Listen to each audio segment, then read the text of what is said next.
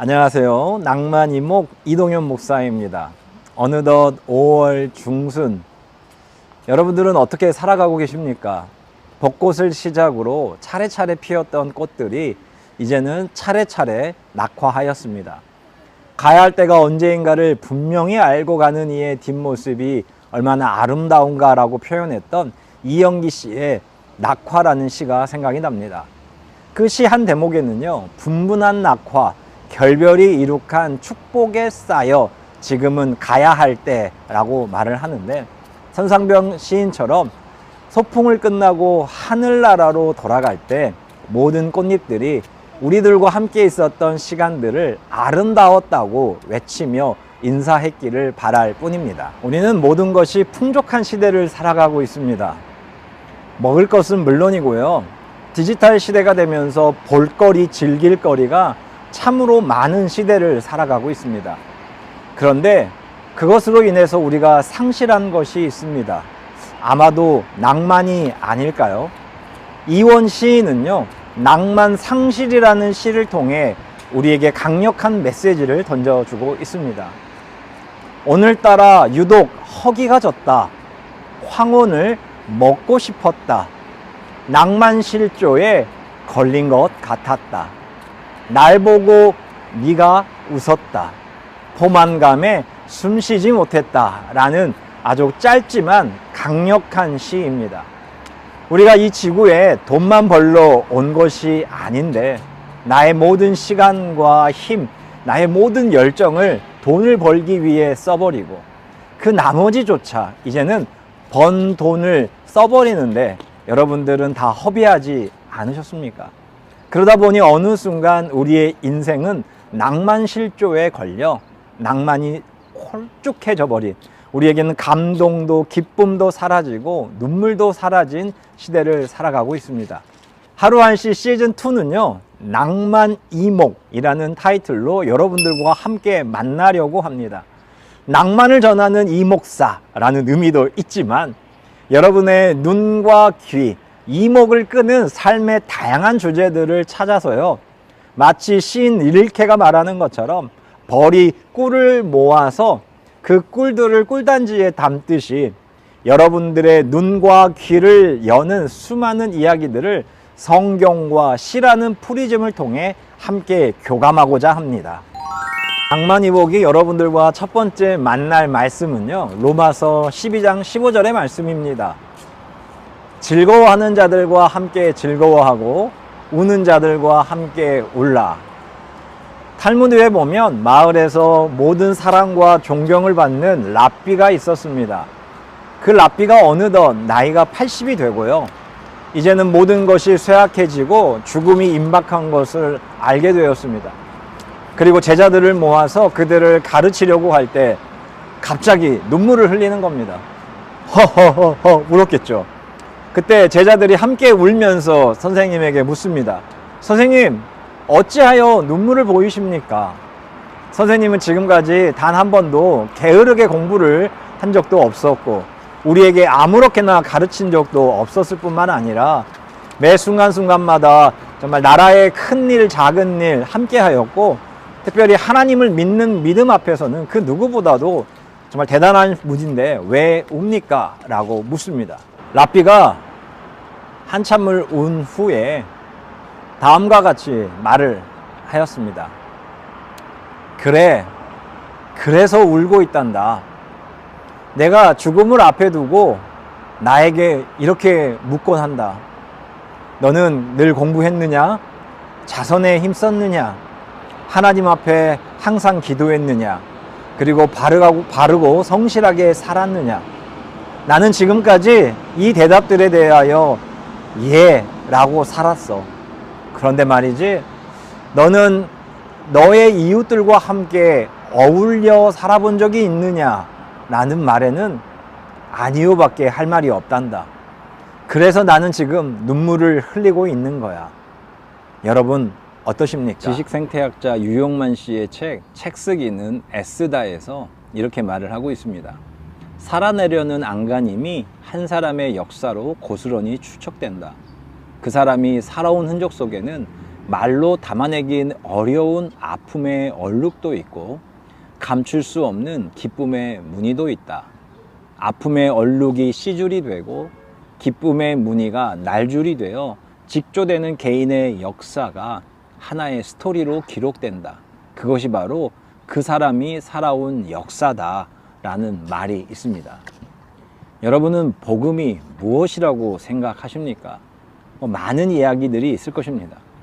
그러나 이 대목과 결부해서 시공간을 초월해 하늘에 계시는 하나님께서 말로 담기 어려운 아픔의 얼룩과 감출 수 없는 기쁨의 무늬로 둘러싸여 있는 인간의 삶으로 들어오신 것, 그것 자체가 복음이 아니겠습니까? 기쁨과 슬픔이 늘상 공존하는 우리의 삶 속에 오시어 하늘나라를 이 땅에 이루시기 위하여 웃는 자와 함께 웃고 우는 자와 함께 울었던 것, 그것이야말로 진정한 복음이 아니겠습니까? 세상의 그 어떤 신이 감히 인간의 삶의 현장 속에서 함께 울고 함께 웃을 수 있다는 말입니까? 여러분, 살아있는 신앙은요, 살아있는 사람들과 피부를 접촉하고 얼굴을 접촉하고 서로가 함께 웃고 울 때 그때 생겨나는 것이 아니겠습니까? 그런데 어느덧 시대가 변화가 되고 4차 혁명 시대, 이제는 디지털 시대가 오면서 우리는 인간의 접촉을 기계와의 접속으로 바꾼 시대를 살아가고 있습니다. 여러분, 혹시 요즘 음식점을 가보신 적 있으십니까? 예전에는 점원과 함께 이것은 어때요? 저것은 어떤 맛이에요? 라면서 물으면서 음식을 고르곤 했는데, 지금은 차가운 스크린 위에 손가락을 올려놓고요, 먹고 싶은 것을 고르고 내가 직접 가지고 와서 벽을 보면서 혼자 밥을 먹는 시대를 살아가고 있습니다. 사람들은 초 디지털 시대라고, 그리고 이제는 모든 것들이 상상한 대로 이루어지는 시대를 살아간다고 말을 하지만, 막상 혼술, 혼밥, 혼행, 그리고 1인 가족들이 늘어나고 있고요. 1년 영국에서는 외로움을 담당하는 장관이 생겼다고 합니다. 이게 말이 되는 것입니까? 여러분, 또 코로나로 인해서 최근에 20대에서 30대 여성들의 자살률이 늘었다는 소식을 들으신 적이 있으십니까? 이게 왜 생긴 것인가? 최근 얄궂은 것은요, 부모가 힘들게 일해서 번 돈을 자녀들에게 첨단 기계를 사주고 학원을 보내게 되면 최첨단 시대, 디지털 시대에 접속을 하고, 또한 성공의 첩경에 접속은 하겠지만 그 아이들의 학업도와 행복도는 오히려 더욱 떨어진다는 것을, 또 아이들은요, 그럼으로 인해서 미래를 잃어버린다는 것을 여러분들은 알고 계십니까? 우리가 아이들의 행복을 위해서라면서 과연 우리는 무엇을 하고 있습니까? 제가 유튜브를 하지 못한 2달 동안 저에게 공백이 있었는데요, 그 공백은 신방이었습니다. 1년이라는 시간 동안 마치 창살 없는 감옥에 갇혀 있는 것과 같은 우리의 삶 속에서 제가 1년 반 동안 아무리 책을 읽고 성경을 읽고 또 카메라 앞에서 이처럼 설교를 하여도 채워지지 않는 무엇인가가 있었습니다. 그런데 그 2달 동안 저는 알았습니다.